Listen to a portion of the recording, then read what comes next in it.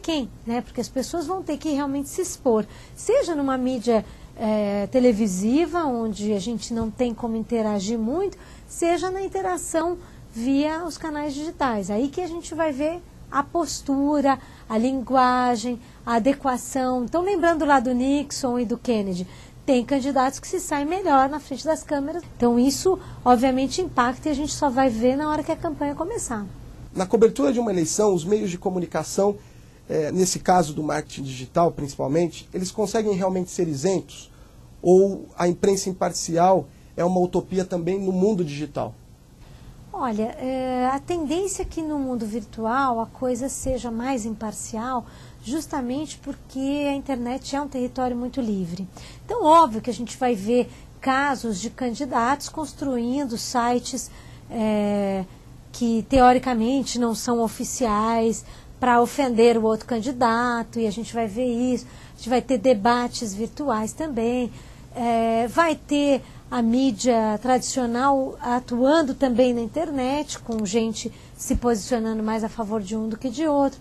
Mas como é um território livre e a Web 2.0 ela é fundamentada nessa atuação, nessa interatividade do próprio usuário, a tendência é que haja um movimento paralelo, que não seja só de bate e rebate de um candidato contra o outro, como pode ser, por exemplo, num debate na TV. Você vai ter mais gente opinando sobre aquilo e replicando aquilo. Então, a opinião de um candidato, se ela cair muito bem, ela pode ser proliferada de um jeito incontrolável, como também pode acontecer o mesmo para o mal. Quer dizer, se ele se posicionar muito mal, aquilo pode se proliferar na internet de um jeito muito, como eu falei, muito rápido e descontrolado. Então, mas a imparcialidade, acredito eu, que na internet, como você falou, ela pode ser mais trabalhada, né? Não precisa seguir determinados grupos, veículos de comunicação, sim, grupos ideológicos dominantes. Exatamente, exatamente, porque na internet hoje você tem, obviamente, portais e grupos de comunicação imperando que são influenciadores de opinião, são super importantes. Mas você tem um poder paralelo muito forte, que no mundo físico você não consegue perceber de forma tão evidenciada. Fora os grandes portais, que são dominados por grandes grupos de comunicação, você tem movimentos que são realmente muito livres, né? Essas comunidades todas não têm dono, teoricamente, elas estão sendo guiadas pelos seus patrocinadores que defendem aquela ideia. Então você tem blogs sendo criados a cada minuto que podem estar gerando novos conteúdos. Então é um território muito diferente. Por isso que a gente ainda vai ver nessa eleição uma quebra de paradigmas muito grande. Você acredita, Sandra, que a internet pode ser um caminho principalmente para esses partidos pequenos, os chamados nanicos, para eles mostrarem a que vieram? Olha, a internet ela possibilita uma exposição a um custo mais baixo. Essa é a verdade. Quer dizer, fato. Isso é fato. Então isso serve para pequenas e médias empresas, por exemplo, poderem atuar frente às grandes empresas, isso é uma realidade. Para os partidos, ainda há dúvidas, porque depende um pouco assim, se eles vão estar bem assessorados, porque embora a internet seja um veículo de mídia mais barato, é necessário que tenha conhecimento para saber utilizá-la da forma adequada.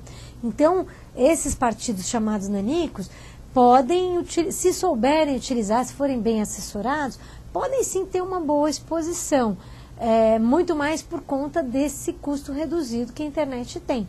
Quer dizer, o custo de um anúncio qualquer na TV é muito maior, infinitamente maior do que fazer uma série de ações na internet. Então, essa relação de custo e exposição realmente favorece aos pequenos.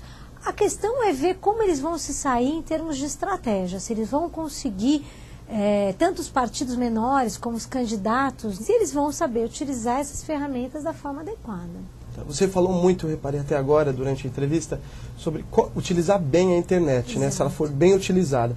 O que seria, para um candidato nesse caso, fazer um bom uso dessa ferramenta? Olha, por exemplo, com relação às redes sociais, é importante o timing, né, de quando que o candidato entrou ou está entrando nas redes, como eu falei do caso do Obama. Ele não fez isso 6 meses antes. Ele já vem construindo relacionamento, ele já vinha construindo mais de 1 ano e meio antes. Então, trabalhar o tempo com antecedência. Deixar para a última hora é complicadíssimo, né? Seria um fator.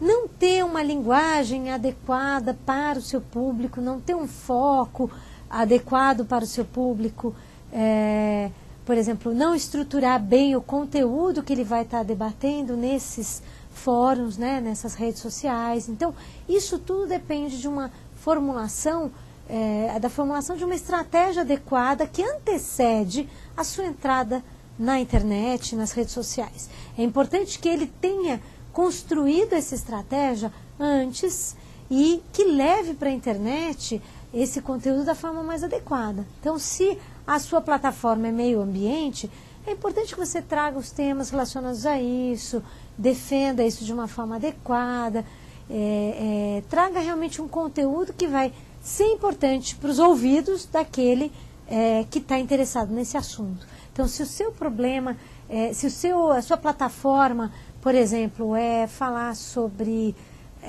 questões de defesa do consumidor, trazer essa discussão de uma forma elevada, trazer conteúdos e, como eu falei, selecionar muito bem quais são as principais redes e ferramentas que ele vai procurar utilizar, tá? Então, tem coisas que a gente recomenda, tem coisas que a gente não recomenda, né? Sandra, você acha que a imprensa ela também acompanha esse processo democrático que vem ocorrendo ao longo dos anos? A imprensa, de uma forma geral, também a internet, quando eu digo imprensa, os meios de comunicação, ela acompanha esse avanço democrático, de aperfeiçoamento da democracia? Olha, eu acho que sim, eu acho que a